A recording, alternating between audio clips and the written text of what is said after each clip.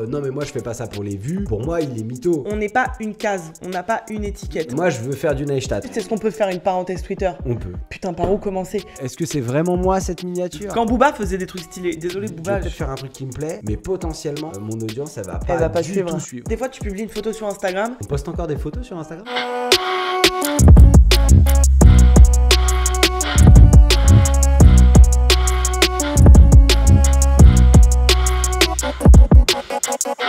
Bonjour et bienvenue dans Coffee Shot.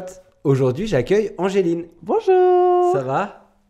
Qui chine avec du café, personne? Je sais pas, mais comme c'est des shots, je me suis dit qu'on pouvait faire... Ouais, c'est le mot shot qui m'a dit vas-y tu trinques. Exactement, bah c'est exactement le concept du truc, j'ai mis de l'alcool. Non, ça va. Non, il est 11h du mat. On va perdre la monétisation en 2 secondes. Donc aujourd'hui, je voulais profiter de ce 2e épisode pour parler avec toi Ouais, de création de contenu, ouais. de photographie bien sûr, parce que Of c'est course. quand même un peu Le nerf de la guerre. ce pourquoi on est là. Très rapidement, Angéline, toi, ta chaîne YouTube, tu l'as depuis combien de temps? Je l'ai démarré en janvier 2021. Ma première vidéo, qui n'est plus disponible sur la chaîne, est parue le 9 janvier 2021. Ouais, on est nombreux et nombreuses à avoir une première vidéo qu'on a mis en non répertorié. Qu'on n'assume pas. Ouais, moi mon premier manuel mode, je l'assume pas du tout, alors que c'est lui qui m'a lancé, hein, Ouais. clairement. Et en fait, quand t'as lancé ta chaîne, est-ce que t'avais un ou une youtubeuse à qui tu voulais ressembler, enfin une espèce de rôle modèle? Pas du tout, parce que je consommais pas du tout YouTube. Parce que pour ceux qui me connaissent pas, j'ai 2 métiers, je suis photographe et artiste lyrique. Par exemple, quand je devais chanter un nouvel air, bah j'allais sur YouTube pour regarder qui l'avait chanté et après basta. Mais sinon, je ne regardais pas YouTube. D'accord. Donc, j'avais aucune référence. Les seules références que j'avais, qui étaient pas du tout dans le topic dont moi je parle, c'était Sananas, qui est une youtubeuse beauté. Elle fait des tutos make-up. Ok, je ne connais pas. Et moi, j'allais pas parler de ça du tout. C'était la seule personne que je connaissais sur YouTube. Après, je connaissais Ok. personne. Donc, j'ai démarré en mode je sais pas où je vais et c'est pas grave quoi. Ouais, moi c'est vrai que comme toi, je consommais très peu de YouTube avant de m'y lancer. Ouais, Et quand on m'en a parlé, on m'a fait découvrir Casey Neistat. ok. Et genre, j'ai binge-watché Casey Neistat et j'ai dit « Ah ok, je veux faire ça ». Mais je savais pas exactement comment toucher les gens en fait. Ouais, Si tu veux, moi j'avais cette envie de faire des vidéos, j'avais cette envie de réaliser, j'avais cette capacité de filmer, de monter et de mon parcours de comédien, de pouvoir être a priori à l'aise devant une caméra, ce qui n'a jamais été vraiment le cas parce qu'en fait, quand tu te lances sur YouTube, t'es face à plein de choses ouais, et que t'as beau avoir l'habitude de jouer, c'est Pas quand même pareil. pas pareil quand c'est ton blaze et que Ouais. tu racontes ta vie. Et voilà, moi j'avais cette espèce d'idée de ah mais moi je veux faire du Neistat quoi. Ouais. Et les vlogs, je voulais des trucs découpés, je voulais des trucs rythmés, je voulais de la bonne humeur et je voulais un truc un peu lifestyle. Sauf que j'ai pris le pli d'aller vers un peu à un moment donné le tuto ouais, parce que je voulais aussi finalement une chaîne qui puisse servir aux gens. Et moi ce que j'aime beaucoup en plus dans ta chaîne, c'est le choix que tu as fait de ne pas te restreindre à un seul topic. Toi, tu parles de photos sur ta chaîne et tu parles aussi de ton métier de chanteuse lyrique. ouais, bah parce qu'en fait, je crois que ça, c'est un truc que j'aime bien faire au global dans ma vie, c'est le côté transmission. Tu vois, j'ai bossé, je sais pas, 12 ans dans l'éducation populaire, j'ai accompagné des groupes de jeunes partout, beaucoup en Europe et ailleurs. Et j'aime bien le côté, je transmets des trucs aux gens et en retour aussi, j'ai un échange avec les gens, tu vois, que ce soit du coup sur Instagram ou sur YouTube. Ben là, je commence à avoir des commentaires, pas beaucoup, tu vois, parce que ma chaîne, elle a un tout petit peu plus de 1500 maintenant. Ouais. Mais tu as des commentaires, des gens qui te posent des questions, donc tu peux échanger avec eux, tu peux répondre. Comme dans l'éducation populaire, où je considère pas que j'étais l'adulte toute puissante qui avait le savoir et que j'allais juste éduquer les jeunes. Ces jeunes-là que j'ai eus, il y en a, ils étaient nés en 2001. Moi, je suis de 89. Enfin, tu vois ce que je veux dire? Oui. Ils avaient plein de trucs à m'apprendre, ces gamins-là, en fait. Mmh. Donc, je considérais que c'était vraiment un échange. Après, moi, j'étais là pour leur poser un cadre, mais on avait un échange. Et c'est ça que j'aime bien dans la vie en général et qui est un peu moteur sur ma chaîne. C'est l'échange avec les gens et donner des infos. Les gens viennent chercher sur YouTube de l'entertainment, mais aussi des infos. Tu vois, bah, autant sur YouTube, je vais regarder des chaînes... genre, tu me posais la question tout à l'heure de quelle est mon modèle, je dirais pas que c'est mon modèle, mais c'est une meuf dont je consomme à fond le contenu. C'est la chaîne de Andy Ella. Je trouve que ses vlogs, ils peuvent durer 25 minutes, mais je crame ça, quoi. Et j'avance pas, je suis pas là à avancer. C'est dynamique, la meuf, elle est de bonne humeur, elle dit des trucs que moi je trouve intéressants. Par exemple, là, elle était en Asie, donc elle a donné plein d'infos sur comment c'était à Séoul, à Tokyo, elle fait plein de voyages, donc c'est cool. Mais parce que c'est tellement rythmé, c'est tellement jovial, que je consomme ça comme un feuilleton, en fait. J'aimerais bien que mes vidéos, celles que je vlog, soient aussi rythmées que celles-là. Et après, je vais aller sur d'autres chaînes pour avoir une info. Par exemple, je sais pas, mon mamie AC330, quand je me suis dit, bon, quand même, ce serait con de le laisser prendre la poussière. Bon, bah là, par contre, je suis tombée sur la vidéo de Patrick, 58 ans, qui nous montrait comment on se sert du... Et je me suis pas abonnée à sa chaîne parce que c'est pas... Tu vois, c'était juste un moment où j'avais besoin de ça, quoi. Ouais, Patrick, on le salue, finalement, parce que on le remercie, Patrick. Parce qu'il fait un contenu qui est pas YouTubesque, mais qui sert aux gens. Et en fait, moi, j'ai l'impression que y a ce truc-là qui est difficile et à la fois... il y a un équilibre à trouver. C'est qu'il y a un équilibre à trouver dans la création de contenu quand tu as envie d'en faire quelque chose d'important dans ta vie, que tu y consacres du temps, etc.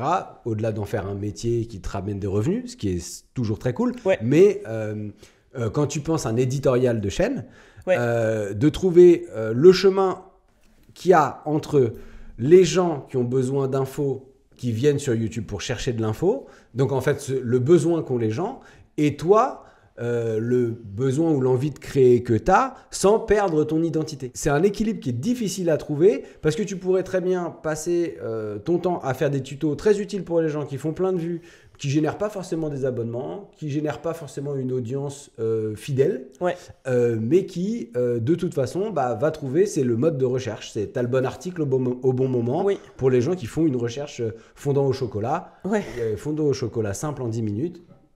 Cet article. Par contre, je ne sais pas qui l'a écrit, ce truc-là.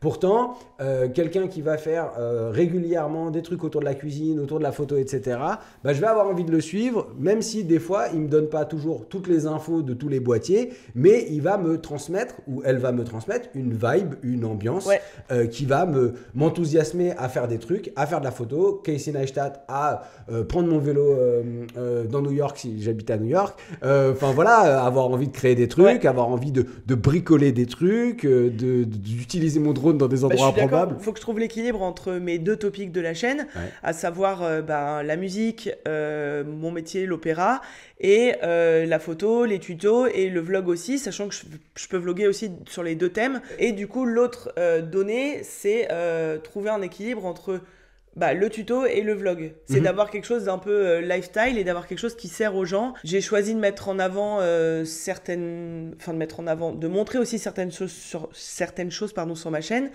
C'est le cas par exemple avec l'une des dernières vidéos que j'ai faites, Ces amours-là. Il n'y a pas de texte, il n'y a pas de voix, mais je montre une partie de ma vie privée puisque on voit apparaître mon compagnon, on voit apparaître mon chien, on était en vacances, j'ai fait des images. Donc il y a quelque chose de personnel que je mets en avant quand même aussi parce que...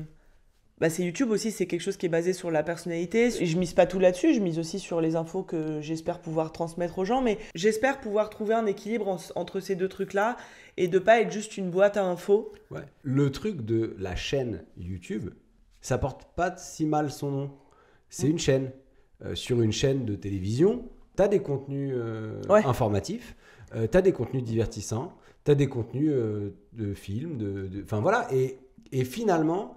ne pas oublier que les personnes qui sont sur YouTube, qui tiennent des chaînes YouTube, ne sont pas qu'une seule émission et peuvent être un panel d'émissions. C'est, je trouve, hyper important et en même temps, le faire dès le début, c'est très compliqué pour grandir sur YouTube, au sens de développer une audience, etc. Parce que les gens, ils viennent chercher un truc. Il y a un côté monomaniaque. Genre, moi, Manuel Mode, c'est ce qui m'a servi à grandir. Et je sais qu'il y avait un petit côté genre... Putain, on attend que des tutos et si moi, je fais un vlog demain avec mon yinche, en fait, je vais intéresser son père. Et ça, c'est hyper dur parce que on consacre du temps à cette chaîne. On se dit comment on y consacre de l'énergie. Et de l'argent, c'est de l'investissement, c'est un investissement de ouf. Le temps qu'on y consacre, c'est aussi le temps, c'est de l'argent aussi. De ce point de vue-là, on travaille tous bénévolement là-dessus. Et en fait, de se dire, mais bon là, je vais peut-être faire un truc qui me plaît, mais potentiellement, mon audience, elle va pas du tout suivre. Et il y a des paris, pour moi, qui, comme ces amours-là, qui est pour moi un essai filmique que tu as fait, et ça peut être vu comme une vidéo de vacances, mais il y a quelque chose de suffisamment sensible pour qu'on ait l'envie de se dire que ça peut être un court-métrage, tu vois, même si c'est basé sur des faits réels, il y a quelque chose de... on se laisse embarquer là-dedans, c'est une belle bulle de poésie. Et ben, ce film-là, il arrive et on pourrait se dire, ouais, la meuf, elle fait déjà du chant lyrique, de la photo argentique, ouais, la vidéo VHS des vacances à Oléron, peut-être ça va tomber à plat. Et ben même pas. Parce que je trouve que c'est l'endroit, c'est le contenu, c'est la vidéo qui va faire que, boum, on connecte avec toi très fort. Ouais, mais j'avais peur de la lâcher, hein, parce qu'encore une fois, c'est quelque chose d'intime, et parce que ça ressemble pas à... En fait, j'ai aucune idée de pourquoi les gens s'abonnent à ma chaîne, qu'est-ce qu'ils viennent chercher sur ma chaîne, je ne sais pas. Parce que du coup, il y a mes interviews tips and tricks avec des artistes lyriques, il y a les vlogs que je peux faire, comme le dernier que j'ai publié... où j'ai passé 3 jours à Bruxelles. Je suis venue à Bruxelles pour passer une audition à l'Opéra de Bruxelles. J'ai fait de la photo. Je suis passée chez Mori Film Lab, avec qui je travaille sur cet épisode-là. J'ai vu des amis. Enfin, il y a un mélange de trucs. Ce que j'ai envie de montrer dans ma chaîne, c'est que on n'est pas une case, on n'a pas une étiquette. On peut être plein de choses différentes et c'est chambé parce qu'en fait, un humain, c'est pas une chose, tu vois. On n'est pas obligé de rentrer dans une case et ça me fait plaisir de pouvoir essayer de montrer ça.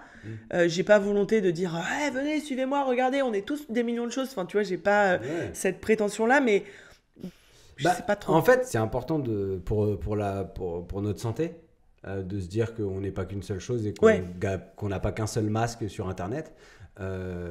Sauf que ça vient en opposition complète avec les algorithmes que sont YouTube, que sont Instagram, qui servent la même chose aux gens et qui nichent les gens malgré eux et empêchent une pluralité. Il ne s'agit pas de faire le procès des réseaux ou quoi, mais c'est en fait une machine versus un humain. Et ça, malheureusement, on est dans deux élans qui vont dans des sens très contraires.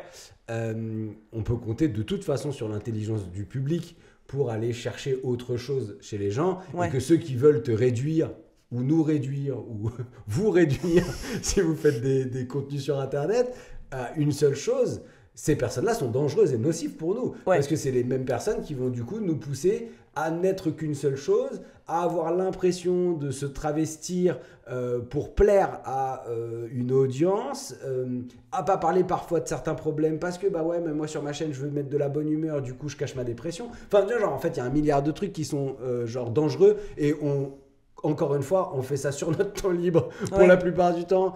C'est censé être un hobby et quand ça commence à te ronger parce que tu as l'impression de même pas t'exprimer toi-même, c'est qu'il y a un problème. Mais bon, c'est pas vraiment le sujet du podcast. Mais en vrai, il y a quelque chose de cet ordre-là. Moi, ce que j'aime bien et ce dont j'aimerais parler, c'est la stratégie, si on veut. Non, mais j'exagère. Mais on a tous une stratégie. C'est très important, je pense, d'avoir une stratégie quand on commence à consacrer du temps, à créer du contenu. Je veux dire, l'espèce de mythe sur non, mais moi, je fais pas ça pour les vues. Pour moi, il est mytho. À partir du moment où tu consacres du temps à faire une vidéo, où tu mets du tien, tu prends le temps de bien filmer, de faire du montage. Enfin bref, tout le monde sait ce que ça peut être le travail qu'il y a derrière une vidéo. Si ta vidéo elle flop, t'es dégoûté. Oui, ça c'est clair parce que tu y as consacré tellement d'énergie et puis parfois ta vidéo elle va un peu flopper alors que tu t'es dit putain là je suis archi fière de moi, j'ai passé du temps et puis je pense que c'est ou comme des fois tu publies une photo sur Instagram, t'es là genre putain je kiffe cette photo, je suis content, j'ai réussi à faire ce que je voulais, tu la publies et puis en fait elle passe pas et t'es là genre. On poste encore des photos sur Instagram ? Un petit peu. Mais franchement, autant avant, je publiais sur Instagram en mode YOLO, j'en avais rien à foutre. Et maintenant, je fais hyper attention à ce que je poste. En plus, comme j'ai plus de site internet, pour moi, c'est vraiment ma vitrine, tu vois. C'est le portfolio. Exactement. Donc, c'est pas forcément une bonne stratégie puisqu'il faudrait que j'ai un site internet. Mais en tout cas, j'essaye de faire quelque chose qui est cohérent, de pas publier n'importe quoi, de publier... Ça, c'était un agent qui m'avait dit ça. Il m'avait dit, mais publie vraiment ce dont tu es fier. Pourquoi tu montres quelque chose juste parce que tu l'as fait ? Si finalement t'aimes pas trop, le montre pas. Enfin, quel est l'intérêt? Ton but... Oui, ce serait comme de mettre dans ta bande démo un court-métrage dont t'es pas satisfait parce que tu trouves que tu joues comme un yep. C'est ça, donc mets quelque chose dont toi t'es fier et que t'as envie vraiment de montrer aux gens, les trucs qui sont pas... que tu trouves un peu bof ou dont t'es pas très fier ou tu te dis ça aurait pu être mieux. Pourquoi Enfin, te prends pas la tête, les montre pas. Et c'est vrai que du coup je publie vraiment pas grand chose, mais les choses que je publie c'est parce que c'est des choses que j'aime bien. J'ai pas envie de montrer des trucs qui sont bof. Et pareil, les jours où je m'étais dit aujourd'hui je tourne, si je suis dans un sale mood, à l'inverse de toi où du coup tu te réfères à ton script, moi j'ai du mal à faire ça. J'ai du mal à scripter, j'ai du mal à prévoir, j'ai du mal à écrire les trucs. Je vais parler un peu comme ça vient, du coup c'est peut-être un peu désordonné dans mes vidéos. Si j'avais prévu de tourner et que finalement je suis un peu dans un sale mood ou que finalement il y a un truc qui est venu me bouleverser ou quoi que ce soit, ciao quoi, je laisse tomber et je reprendrai un autre jour. Mais toi tu consacres ton temps à YouTube aussi, moi c'est pas je vais dire pas encore, mais c'est pas les mêmes proportions. Non, c'est pas les mêmes proportions du tout et pas... d'investissement, donc je pense que c'est lié à ça aussi quoi. En fait, moi, ce qui s'est passé, c'est que en tant que comédien, et quand j'ai commencé ma chaîne YouTube, je me suis dit, qu'est-ce qui se passe si j'ai pas envie de filmer? Ouais. Tu vois? Vas-y, vas-y, on fait les réseaux. Angéline est actuellement, si vous regardez pas la version vidéo de ce podcast, elle vient de mettre son téléphone pour filmer certainement une partie de son vlog. C'est ça. Une partie de son vlog qu'on salue. On est dans un métaverse de l'infini. Les réseaux nous matrixent. Je te jure. Mais en vrai, voilà, on en parlait. Enfin, je sais plus. Non, j'en parlais avec Maureen Carré hier. Ça nous éclate parce qu'on était dans un quartier touristique. Je fais une parenthèse réseau, mais parce que c'est le thème. On était à Saint-Michel. Donc, mois de juin, Saint-Michel, touriste vie. Et en vrai, c'était facile de faire des photos parce que tout le monde fait des photos. C'était facile de se filmer en vidéo parce que tout le monde le fait et tout le monde est en mode YOLO. Tu passes inaperçu et c'est ouf le nombre de gens qui jouent à Instagram. Ah ouais. Tu vois, en tapant des pauses, en faisant ceci et tout. Et c'est marrant comment c'est devenu... Enfin, certaines personnes sur le réseau ont construit au tout début du réseau Instagram les premiers influenceurs, les premiers photographes, et ils ont construit une esthétique et qui devait être une représentation de la vie, même si elle était faussée. Mais quoi qu'il en soit, maintenant dans la vie, on essaye de refaire Instagram dans notre vie. Ouais, ça a aucun sens. Tu sais, c'est genre esthétique. Oui. Mais parce que les Pinterest, parce que Instagram nous a dicté que c'était esthétique, alors que certains ont juste posté ça parce que c'était la vraie vie, tu vois. Genre, l'exemple un peu typique que j'ai, c'est toutes des influenceuses ou influenceurs, je ne sais pas, qui se prenaient en photo avec une serviette enroulée dans un hôtel. Donc peut-être que la première meuf qui a fait ça, c'est parce que vraiment elle était avec son truc et que son mec il l'a pris devant la fenêtre et que basta à New York, tu vois. Mais après, du coup, c'est devenu un truc à faire. C'est devenu un mème, presque. Ouais. Enfin, c'est drôle, quoi. Ouais, c'est carrément... C'est très, très drôle. Mais on a les mèmes en argentique. Ouais, de fou. Enfin, moi, je me suis vraiment rendu compte que je me suis dit, à un moment donné, dans une stratégie, pour revenir sur nos pieds, dans une stratégie de développement de mon compte photo, moi, j'ai un peu arrêté de poster mes photos argentiques en tant que telles, genre les photos que j'adore, mon art, si on veut, mes photos que je considérais qui sont les plus significatives de mon œuvre photographique, toute proportion gardée. Je me suis dit, bon, attends, mec, ta chaîne YouTube, elle est bien placée. Ton compte Instagram, peut-être essaie de le penser un peu de la même manière que ta chaîne YouTube. C'est-à-dire, poste des choses qui sont dans la niche photo argentique, mais qui ne sont pas... Moi, j'ai jamais eu pour but de me faire reconnaître comme photographe. Ouais. J'ai pas créé une chaîne YouTube, je le dis souvent, j'ai pas créé une chaîne YouTube pour me légitimer en tant que photographe. J'ai créé une chaîne YouTube parce que j'aime bien faire des vidéos et parce qu'il se trouve que j'avais une pratique photographique. Ouais. Mais voilà, moi, ça n'a jamais été mon objectif d'être reconnu comme photographe artiste. Donc, mon Instagram a tranquillement glissé vers un Instagram lifestyle où je poste des stories avec quel boîtier j'ai, quelle pellicule j'ai shooté, qu'est-ce que j'envoie au labo, etc. Mais c'est autant de publications qui participent à une espèce de nuage argentique et l'autour de l'argentique et puis un peu l'autour de YouTube maintenant qui permettent de mieux communiquer sur ma marque, si on veut, tu vois. Oui. Enfin, de la même façon que, je sais pas, telle meuf qui fait du make-up ou de la skincare sur YouTube va dire « Ah, ça c'est incroyable et tout », mais en fait, à évidemment la minuscule échelle qui est ma chaîne YouTube, tu vois, je sais pas, je parle de la Vision 3, il faut shooter ça parce que en fait, la Gold, maintenant, elle coûte 3 fois le prix d'une Vision 3 si t'achètes dans tel magasin parce qu'ils les vendent pas cher. Bah du coup, le message que je véhicule, dans la niche qu'est l'argentique, parce que du coup, c'est beaucoup plus petit, c'est genre, allez acheter ce film-là. Et en fait... Enfin, je sais pas, j'ai encore du mal. Alors, et encore une fois, j'influence pas parce que c'est minuscule l'audience que j'ai. Mais on n'est pas des gourous. Non, pas du tout. Mais je sais pas, quand je prends du recul, je me dis putain, mais en fait, genre, je dis pas aux gens achetez ça, mais je dis ça c'est mieux et c'est mieux. C'est moins cher. Il y a après, tu peux en faire un peu ce que tu veux. Enfin, c'est un bon plan. En fait, c'est un bon plan. Ouais. Tu partages un bon plan. Dans notre communauté de photographes argentiques ou de passionnés d'argentique, c'est un bon plan. Et tu le partages, et donc le truc c'est que ça va avoir une portée peut-être plus grande que si t'en parlais juste à tes potes. Oui. Et finalement, les gens le prennent au sérieux, parce qu'il y a pas longtemps, t'as posté une story où tu proposais de la 250D et tu reçois des DM qui disent c'est combien et on peut en avoir quand, tu vois.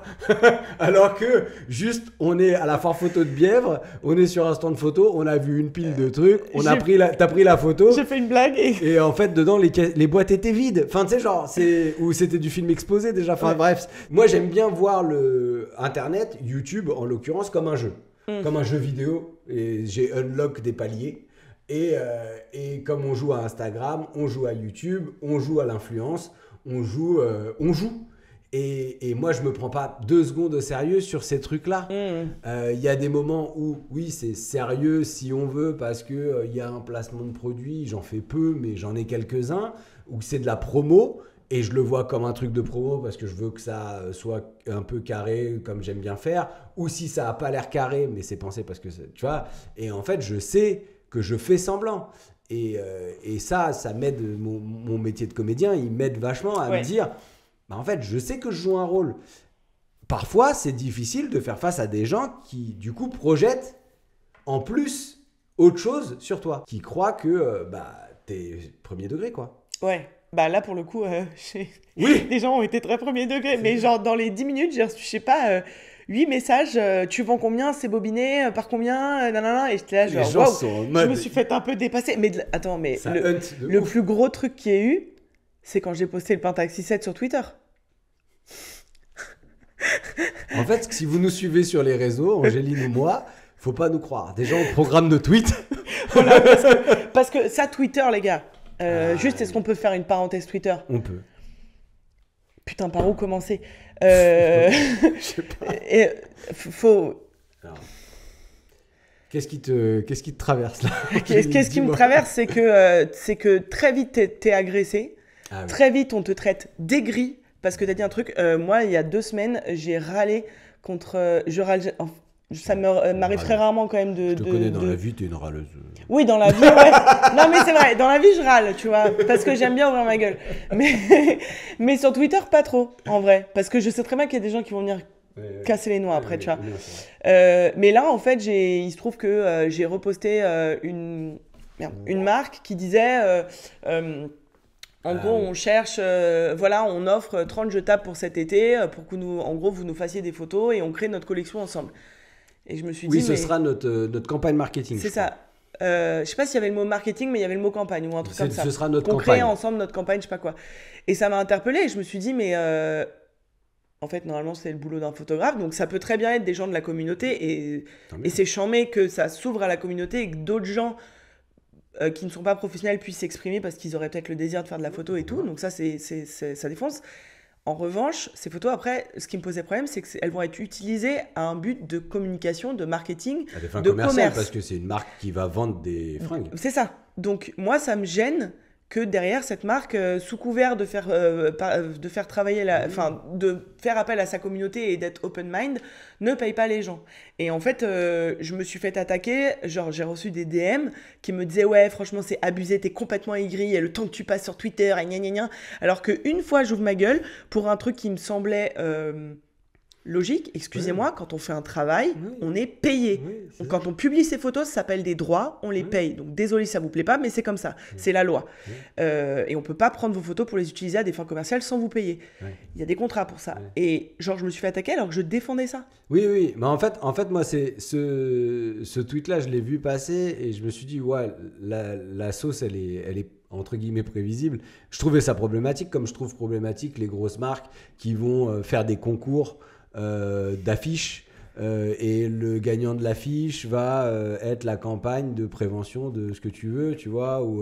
Et ben, en fait, dommage les gars, mais ça s'appelle un appel d'offres à la base. Et en principe, les professionnels, les graphistes, eh ben, ils font le taf pour décrocher un contrat, pas pour gagner un concours. Ouais. Et en fait, c'est devenu un peu une espèce de strat marketing qu'ont eu les marques, de pseudo-donner la voix à leur audience. Ce qui en toi est une bonne chose, mais c'est faussé en fait. Ouais. C'est biaisé et ça affaiblit le métier ah bah de fou. derrière.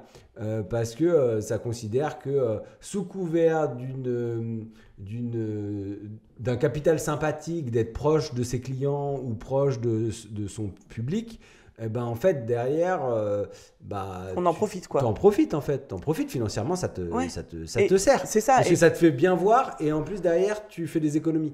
Donc il y a une espèce de truc, bah non les gars, ce serait bien qu'on ouvre notre bouche. Mais le truc de Twitter, c'est que tu dis ça et derrière tu te fais je me suis attaquer. fait allumer quoi. Et il y a de toute façon sur Twitter une différenciation de traitement entre si c'est toi en tant que meuf qui va dire des choses et si c'est un autre mec qui va dire exactement la même chose. Je sais que Baptiste de MGK avait défendu le même propos que toi. Je pense que personne ne lui est tombé dessus. Ah je non. ne l'ai pas eu en message, je ne sais pas ce qui s'est passé. Mais ne serait-ce que dans les réponses à son tweet, il n'y en a juste pas eu en fait. Donc c'est bien qu'il y a un double standard entre si t'es une meuf ou si t'es un mec sur internet, ce que tu dis, tu seras plus facilement taclé que quelqu'un d'autre. Et donc sur Twitter, effectivement, je programme mes tweets comme toi parce que, sauf parfois j'y vais de temps en temps, je réponds si je vois que j'ai des notifs. Mais sinon, je vais y passer le moins de temps possible parce que, pour la raison qu'on a exposée avant, parce que sinon, rapidement, tu peux te faire déglinguer. Les gens réagissent de ouf. Oui, et puis il y a un truc en fait chronophage. Moi, je sais que par rapport au réseau, en tout cas, de l'extérieur, ayant une chaîne YouTube, photographe, Insta, faire des stories, blablabla, enfin bref, le métier qu'on essaie de faire, on pourrait penser qu'on passe notre vie sur les réseaux et beaucoup d'entre nous limitent leur temps sur les réseaux pour se concentrer à la création. Ouais, Je change d'un peu de sujet. vas-y. Les miniatures. Si vous soutenez cette chaîne sur Tipeee, vous pourrez rejoindre notre groupe Team App sur Discord. Ce sont vos soutiens qui me permettent de ne pas être dépendant des marques et de la monétisation YouTube. Et je tiens à remercier chaleureusement toutes les personnes qui me soutiennent déjà, ainsi que celles et ceux qui utilisent mon code créateur Thomas App au moment de passer commande sur le site de Digit Photo. YouTube et les miniatures. On sait que les miniatures... Toi, tu fonctionnes comment ? Moi, souvent la veille de la publication. Pendant l'upload. Pendant l'upload, je suis là genre, ah putain, quand même, depuis genre je pense 6 mois maintenant qu'on est devenus amis Ouais. dans la vie, tu vois. Ouais. Euh, J'accepte cette amitié publiquement. et que tu vois, on discute, mais pas que de ça, et qu'on s'est souvent au téléphone et tout. Il n'est pas rare que je pose une question à Thomas. Genre, mec, je suis dans la merde, j'ai pas... Mais moi, c'est la hotline pour la vie. Tu sais, genre, en fait, tu crées du contenu, on se connaît un peu et tout machin. Tu me poses des questions, moi, je te fais des retours, il n'y a pas de souci. Ouais, et donc souvent, j'envoie un petit message à Thomas, genre, mec, je suis dans la merde, j'ai pas de miniature pour demain. Ok, bon. Alors, Reply, je renvoie 4 screens de ta vidéo en disant ces 4 images-là, ça serait pas mal choisi. voilà, ça se passe pas tout le temps comme ça, mais ça arrive. Et c'est chambé de pas, d'avoir quelqu'un avec qui discuter de ça, mais c'est vrai que là, la vidéo qui sort demain, dimanche 4. Tu es déjà sorti du coup. Hein. Oui, du coup, oui. Et je suis assez fière de moi parce que quand j'ai filmé l'outro, j'ai pris en photo ma miniature. Et d'ailleurs, je t'ai dit, hier, je t'ai envoyé un message. Ému. J'étais ému. Je t'ai dit, mec, je suis trop fière, j'ai pensé à ma miniature. Ah, j'étais ému quand tu m'as dit ça, mais je me suis dit, en fait, c'est pour ça que je voulais en parler là, parce que je me dis, on est plusieurs, je le sais, sauf quelques exceptions qui pensent à leur miniature au moment du concept de la Coucou vidéo. Lucas. Bisous Lucas, on t'aime. Mais on est beaucoup à le faire un peu au dernier moment. Ouais. Pourtant, on est aussi beaucoup à savoir l'importance que c'est. Comme je disais tout à l'heure par rapport au fait de croire qu'on ne fait pas des vidéos pour les vues, c'est faux. Et c'est pas une mauvaise chose. Non. La question, c'est pas de faire des vidéos, de vouloir avoir des vues sur sa vidéo ou de faire des vidéos juste pour avoir des vues. C'est deux choses très distinctes. Oui. Et en fait, une des raisons qui va faire que les gens vont voir nos vidéos, c'est cette miniature qu'on a tendance à délaisser et pourtant qui fait 50% du taf. Ouais. Parce que, ou peut-être que le pourcentage est faussé, je suis sûr qu'il y a des gens qui créent des statistiques là-dessus. Voilà, moi, je suis pas. Renseignez-vous et puis vous nous dites en commentaire. Je suis un faux coach. Et du coup, la miniature et le titre de la vidéo font énormément de boulot. Pourtant, comment ça se fait qu'après plus de 2 ans pour toi de YouTube, moi 5 ans, on en soit encore rendu là? Parce qu'en fait, j'ai pas de réponse, à vrai dire. J'y pense pas et j'arrive pas à me mettre dans le mindset. Parce qu'en plus, les vidéos photos où ça va être un vlog où je vais montrer les photos, je vais. Si, en fait, je sais à peu près. Maintenant, j'ai remarqué ça il y a pas longtemps, c'est que je commence à avoir je dirais pas une DA, tu vois. Si, t'as une ligne éditoriale. Ouais, selon les vidéos, la miniature va être différente, ce qui fait qu'il commence un peu à se décliner des séries. Les vidéos vlog, par exemple, maintenant aussi, j'ai une espèce de bordure noire autour de la photo de miniature. Et soit ça va être une photo que j'ai prise avec l'appareil que j'utilise pendant le vlog, soit c'est un extrait de la vidéo filmée. Voilà, j'ai l'impression qu'il commence un peu à se dessiner. Si c'est le genre de miniature, ça va être telle vidéo. Si c'est le genre de miniature, c'est tel genre de vidéo. Les tips and tricks aussi, je mets une photo de moi pendant la vidéo et une photo de l'artiste que j'interviewe. Donc, il commence à y avoir une iconographie, si je sais pas si ça existe. Je sais pas. Voilà, et du coup, ça me rassure quand même, parce que du coup, je fais ma vidéo, j'y pense un peu au dernier moment. Ah oui, c'est un vlog, donc je peux faire ça. Ah oui, c'est un tuto, donc je peux faire ça. Tu vois ce que je veux dire? Ouais, t'as des presets. Presets de miniature. Parce que maintenant, oui. En fonction des formats, tu vas avoir un type de miniature, comme un type de couverture Exactement. de playlist. Ouais, exact. D'une certaine manière. Je crois que si on pense à la miniature un peu au dernier moment, c'est qu'on est encore très focalisé sur déjà faire la vidéo. Déjà créer la vidéo, déjà se mettre dans un état où on filme, où on parle à la caméra, scripter, même sans le scripter, tu as un script. Enfin, d'une certaine manière, tu te projettes quand tu te dis je vais faire un vlog, je passe la journée avec mon 35 mm, qu'est-ce que je vais faire? Ah bah je vais aller voir Camille, ah bah je vais aller balader Scarpia, enfin tu vois, genre je dis n'importe quoi, mais ta routine de journée, elle structure déjà une forme de script. Oui. Même si tu ne l'as pas écrit comme moi, en anticipant des dialogues potentiels ou des trucs que tu voudrais dire en te disant « Ah, il faudrait que je dise ça et ce serait cool que j'ai un moment où je suis là et je dis ça, etc. » Mais moi, c'est comme ça que j'envisage le vlog parce que sinon, tu passes ton temps à te filmer non-stop sans trop savoir et voir au montage et moi, je ne peux pas faire ça. Donc du coup, ça fait qu'on est déjà suffisamment focalisé sur la création de la vidéo. Ça fait que la miniature, évidemment, ça arrive en dernier moment. Ouais. Parce que c'est pas évident en fait d'être créateur et créatrice de contenu, c'est beaucoup d'efforts. Et si tu dois penser à une miniature, des fois tu te dis ouais mais est-ce que je me fourvoie pas? Est-ce que c'est vraiment moi cette miniature? Moi j'ai opéré un gros changement dans mes miniatures depuis 1 an et je sens qu'il y a peut-être un truc qui matche pas avec l'audience. Ouais. Je sais pas si c'est vrai. Je sais que les miniatures que j'avais avant me donnaient une certaine constance de visibilité, si on veut, parce qu'il y avait pas le côté personnage détouré et tout machin. Et là, j'ai un peu été dans les standards de la miniature YouTube, les carcans de la miniature YouTube, avec les flèches, les trucs, les machins, les gros titres, les trucs grossis et tout machin. En me disant, peut-être que ça permettra à des gens qui ont l'habitude de ces trucs-là de cliquer, donc d'avoir une nouvelle audience, mais c'est un peu compliqué parce que du coup c'est un battle entre les standards de YouTube et l'audience qui a priori est pas intéressée forcément par l'argentique mais qui pourrait cliquer parce que ça a l'air un peu drama ou ça a l'air un peu ceci, et en même temps une audience qui cliquerait de toute façon et qui plus la miniature ressemble à un truc de MrBeast, plus se met un peu en arrière en se disant ouais mais c'est pas ma cam, alors que moi le contenu est le même quasiment. Ouais. Par exemple, il y a une nana, je consommais vachement ses vidéos il y a 1 an et demi. Et en fait, déjà, je sens une différence dans son contenu parce qu'elle est rentrée en agence. J'ai l'impression qu'elle se force un peu plus. J'ai l'impression qu'il y a plus de placements de produits. Je sens qu'ils sont, même si elle doit certainement les choisir, Mais du coup, c'est des placements de produits qui se retrouvent chez d'autres personnes que je suis pas parce que ça me gonfle de voir ça. Et ces miniatures ont changé. Du coup, ça s'est standardisé alors que j'avais pas l'impression qu'elle l'était avant. Et du coup, je regarde ces vidéos de temps en temps, mais plus du tout fréquemment. Parce qu'en plus, au-delà de ça, je trouve que sa façon d'interagir a changé aussi, ce qui n'est pas ton cas, tu vois. Et c'est vrai que moi, je vais pas forcément aller vers un standard de miniature, tu vois. Par exemple, je sais pas, bon après c'est Léna, tu vois, mais j'ai l'impression que tout est calculé avec elle, mais tu vois, parfois... T'en as ils sont tellement gros qu'ils peuvent se permettre de mettre une miniature un peu éclatée. De toute façon, tu vas cliquer dessus parce que c'est eux, tu vois. C'est la dernière vidéo de Léna, tu vas la regarder, c'est tout. Ouais, sur ses vlogs d'août, elle met... déjà qu'elle tourne tous les jours et qu'elle monte dans la foulée. Si en plus, elle doit se prendre la tête à faire une miniature chiadée... Mais en vrai c'est... Enfin, ce que tu dis, c'est exactement une phrase que moi, j'ai entendue, je sais plus chez quel youtubeur, et je pense que c'est un peu une phrase type pour YouTube, de quand t'as 100 abonnés, il faut créer comme si t'en avais 1 million, et quand t'as 1 million d'abonnés, il faut créer comme si t'en avais 100. Ouais. C'est exactement ce que tu décris.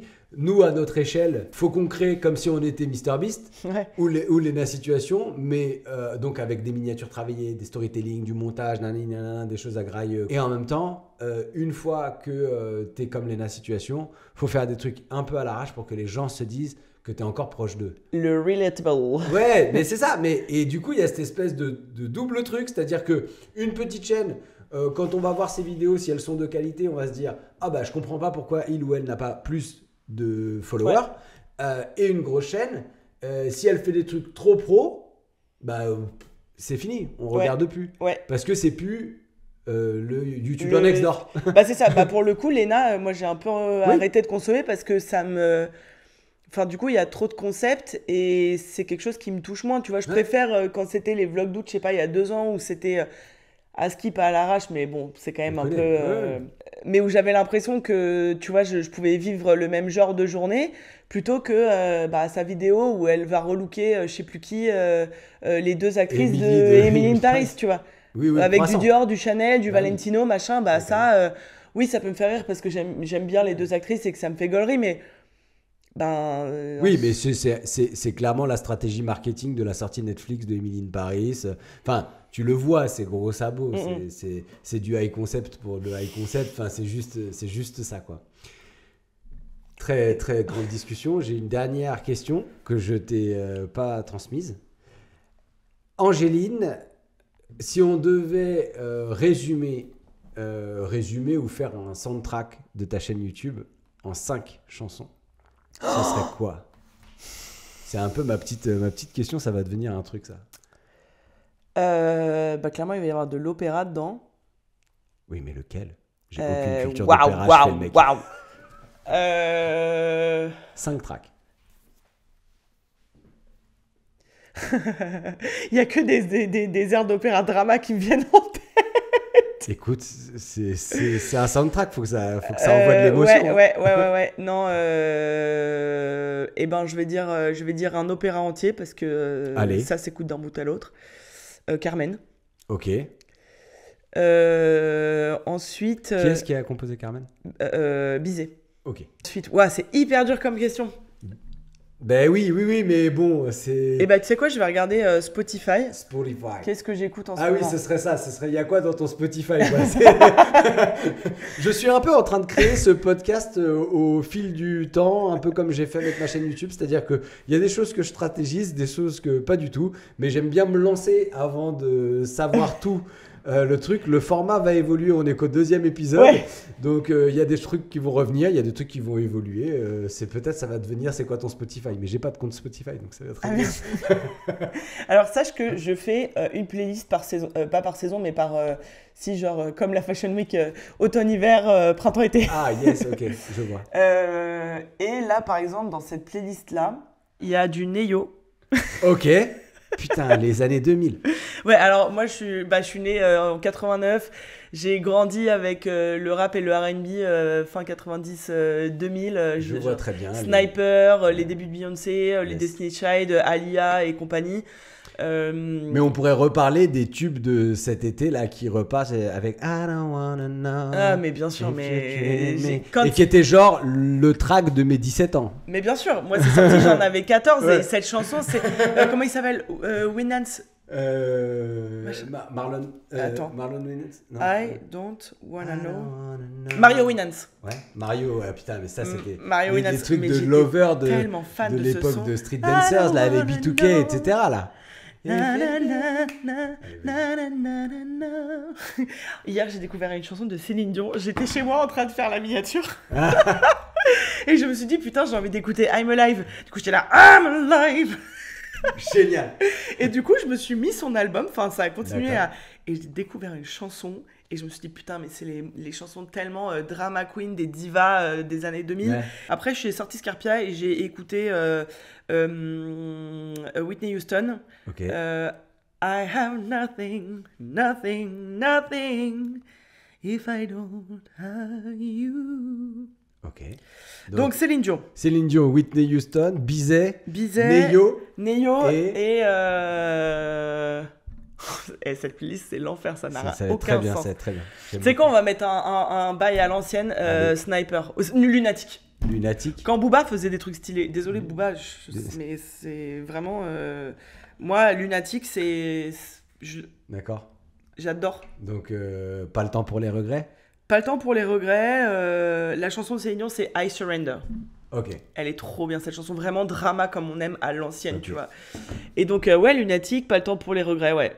Pas le, Enfin, temps... je sais pas, après, c'est peut-être autre chose. Hein. pas le temps pour les regrets. Bah, tout l'album, en vrai. Ouais, il est- Tout l'album, Mauvais Oeil, je il trouve est qu'il très, n'y très a bon. pas un seul morceau où je me dis, ouais, bof, tous, je les trouve vraiment stylés. Et si on part sur du Booba, Panthéon étant mort. Ok. Voilà. Ah ouais, donc toi, tu drops des albums direct. Ok. Écoute, j'ai C'est droppé pas une playlist, c'est pas 5 tracks, c'est 5 albums. Ça bougera. Ça bougera. Tant qu'il y en a 5, c'est bon. On est parti de 5 subtracks et qu'est-ce qu'il y a sur mon Spotify, donc je te balance des albums. J'ai balancé un opéra entier. En tout cas, merci beaucoup Angéline d'être venue. Avec plaisir. J'espère que vous aimez ce décor parce que ce sera pas tous les jours comme ça. Là, c'était l'occasion. C'est l'occasion qui fait le larron, comme on Bah dit. là, c'est sûr, je suis venu avec une valise beaucoup trop chargée pour être à Bièvre. Ah, vous avez pas idée de comment on était Charles. Dans le train, bref. Bah, c'est tout. Moi, je finis comme ça, rien à foutre. Ah ouais. Au revoir. On leur dit pas au revoir. Moi, je fais Vas-y. sur ma chaîne, je dis comme ça, au revoir. On fait comme ça. Vas-y, si tu veux. Salut. Salut.